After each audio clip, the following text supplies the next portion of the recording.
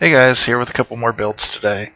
Um, so if you hear any noises or anything, it's a nice day outside. People are mowing the lawn. Hopefully the microphone's doing its job and cancels all that out and just grabs my voice, but you never know.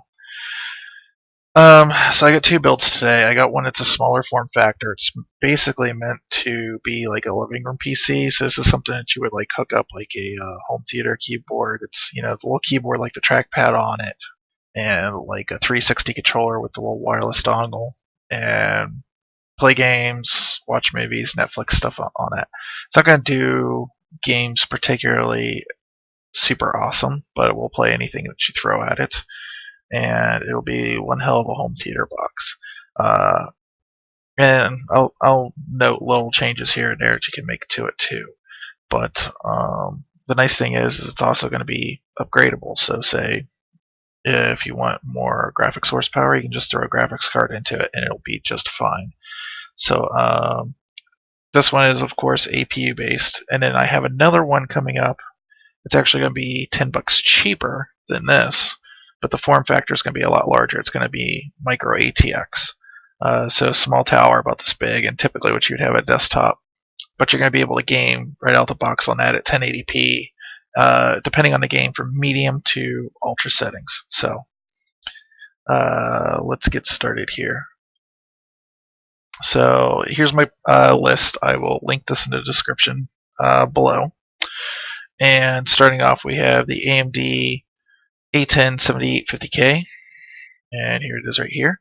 And from NCIX, it's on sale pretty much right now. It's normally, I believe, about $180. It's $163.99. This is a quad core part at 3.7 gigahertz, and it has the R7. I can't remember what they call it. I guess they just call it R7 graphics. It's 512 string processors. Runs at That part runs at 768 megahertz, but it is an unlocked part, and I'm going to recommend that you actually unlock it. You can play games on it stock, but I probably wouldn't do that. And the cool thing is this comes with a code for the game Thief. So it's a pretty neat little bonus right there. And if I could just get my OBS to work, there we go. The other thing that's cool about this is it's using AMD's GCN cores. So what that basically means is you can use their Mantle API if you choose. So instead of DirectX, you would choose Mantle as the API and the options. And in certain games, the only games right now supported, I think, are Battlefield and Thief, which is the game that comes with this. So you'd select that, get a little bit extra performance boost. The other thing that's cool about this processor is it has the I can't remember what they're calling it. It's their sound technology. So basically, it's got an onboard DAC, I guess, built into the chip, and it's got some kind of code that works with the game. So as you're going around, it outputs everything in binaural stereo. And so if you're wearing headphones, it's supposed to make realistic 3D space. The really cool thing that they've shown about that is, say, if you're in a cave, it's going to figure out the geometry of the cave and where it's at, and it's going to bounce off the noise off the cave walls according to where they are in the 3D engine, which is pretty neat.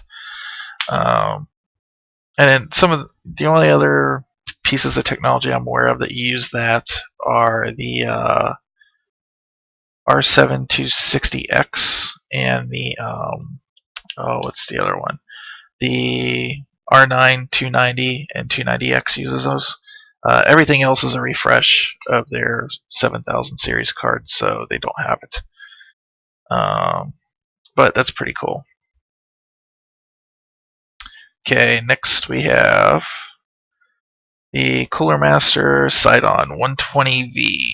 This is a closed water loop, and with this I expect you to get anywhere between 4.3, 4.5 gigahertz on the cores and about a gig on the graphics processor. Pretty neat stuff, and right now, as you can see, after a $10 rebate, it's $40 for a liquid cooler. That's pretty insane. So next up for the motherboard, we're using the MSI A88XI motherboard. Now, here it states that the maximum speed is 2133. Actually, this will support up to 2400 megahertz memory. The faster the memory on an APU, the better, because APUs actually use your system RAM for the graphics memory, and there's nothing dedicated as of yet with the current designs. Something I would very much like to see is sell the boards with like a little bit of dedicated flash on board. That's GDDR5, but so far that's not the case. And also they're trying to do HSA computing, which basically means that the GPU part or CPU part can grab from the same memory instead of having to be partitioned off. Okay, next we're doing 8 gigabytes of Kingston HyperX 2400 megahertz DDR3 RAM. Like I said, the faster the RAM, the better. Would have liked this scene just for the look. Instead of this green PCB, it'd be black, but the heat spreaders are black, and that's pretty much all you're going to see anyway, so I guess it's not that big of a deal. It's just an aesthetic thing that I like to see. Here it actually looks like the PCB is black, so who knows, whatever. That's going to be slotted in. You're not going to see it anyways. So faster memory is going to get you, some people have actually shown that it can get you up to 10 frames faster. The APU by itself is supposed to be 2133, but you'll be able to overclock it to 2400 easy. For memory, we're using a mechanical drive because they're cheap. This is the Western Digital Caviar Blue 1 terabyte drive. You're going to be seeing me use this on a lot of builds. It's a nice, cheap drive. Single platter, 1 terabyte drive. Kind of makes the seek times a little bit longer than a multi-platter drive in some ways, but read and write times are right there with the Black Series drive, and it's pretty nice actually. A lot of really good reviews for this drive online. Now the case, one thing I wanted to mention about the drive too.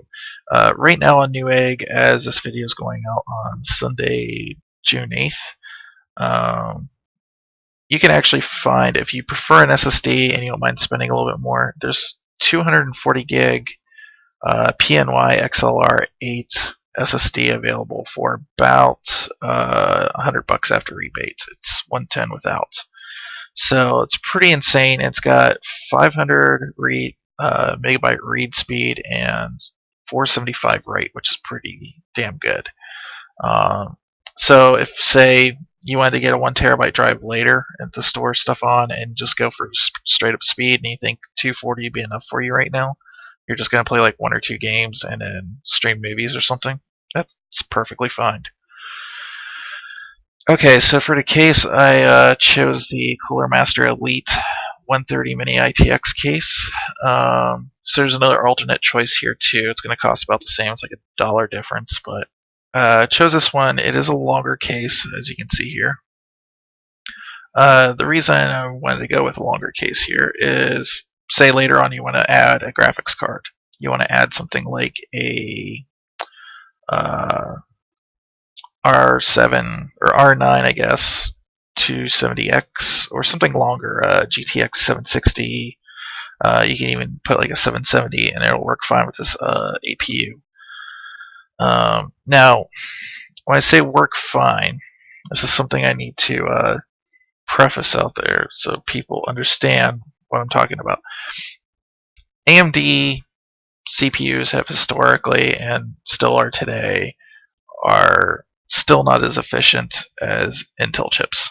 So what you're going to see is, as you're playing a game, the same game may dip down a tad bit further. Like the Intel processor may hold at 30 frames, where the AMD one may do like little tiny dips to 25 or something for a few seconds. Not even a second, just like a quick bloop, and it went right back up and it recovers.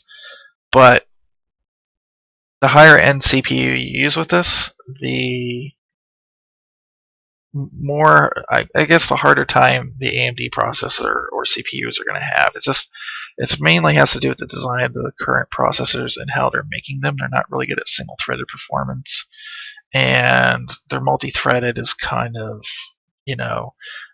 they do everything fine. they definitely trade blows with the cheaper Intels, but not everything's going to be the same as it would on an Intel chip.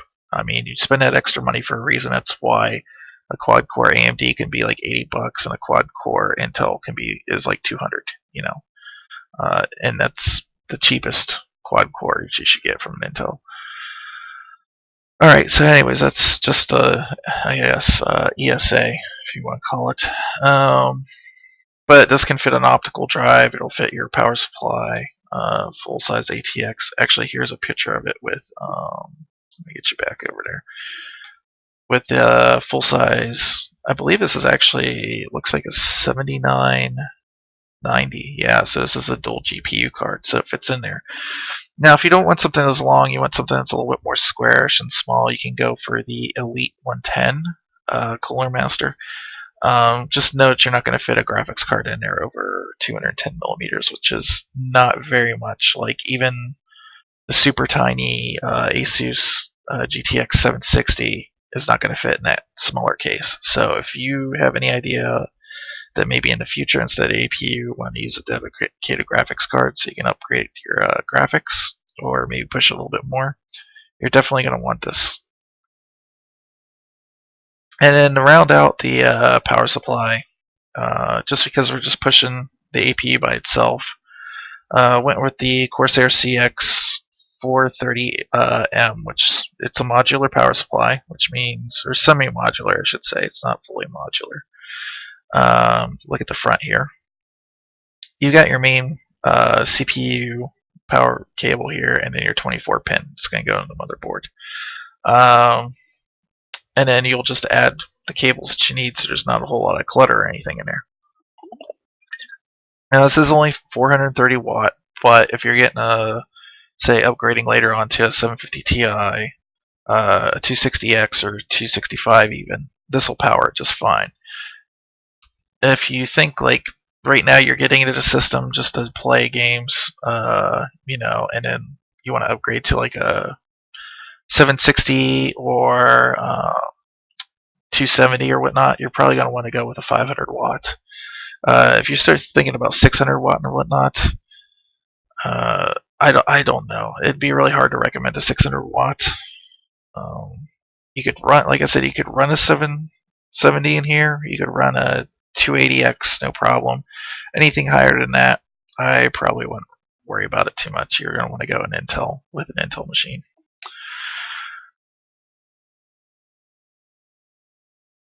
Okay, so I think that's pretty much rounded it out. I'm just trying to think if I forgot anything. Guess not. So, like, subscribe, leave comments. You can follow me on Twitter at Cell Processing, and I'm also on Twitch under the same name. And I've started using, literally just last night, Hitbox. Hitbox is a weird service, still in beta. I don't know. We'll see what I think. I used it for a little bit last night. Really liked it, but I don't know. It's got some really cool add-ons that Twitch doesn't have. But what are you gonna do? So, anyways, I think that's everything. You should be set up to where you just put this together. You got your built-in wireless and all that. So if you don't have a nearby LAN, you can just set it right next to the TV and just use wireless, and everything's all nice and ready to go for a nice little home theater box that's play some games. So see you guys later. I will leave the link for the build down below,